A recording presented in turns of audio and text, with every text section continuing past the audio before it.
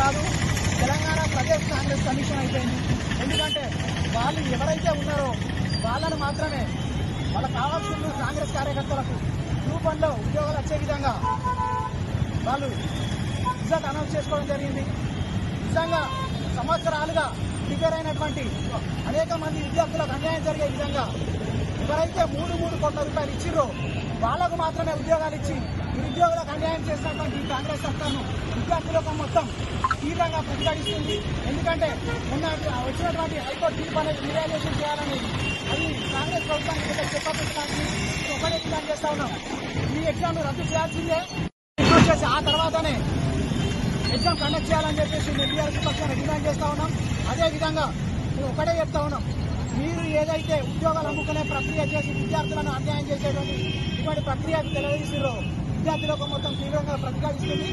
ఒక్కటే తెలియజేసుకున్నాం.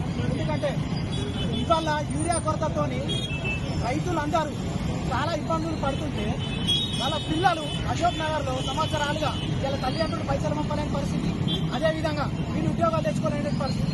మేము ఒకటే తెలియజేస్తా ఉన్నది ఏంటంటే మీరు ఇచ్చినటువంటి కామారెడ్డి డిక్లరేషన్ లో భాగంగా ఎగ్జామ్స్ రద్దు చేసి విద్యార్థులకు బీసీ విద్యార్థులకు 42% రిజర్వేషన్ కల్పించిన తర్వాతనే ఈ యొక్క ఎగ్జామ్ కండక్ట్ చేయాలని చెప్పేసి నేను కాంగ్రెస్ ప్రభుత్వానికి హైకోర్టు తీర్పు చెప్పబెట్టడానికి మీరు ఇప్పటికైనా హైకోర్టుకు సుప్రీంకోర్టుకు పోకుండా వెంటనే పబ్లిక్ సర్వీస్ రద్దు చేసి కొత్త పబ్లిక్ సర్వీస్ కమిషన్ రద్దు చేసి ఆ తర్వాత ఉద్యోగాల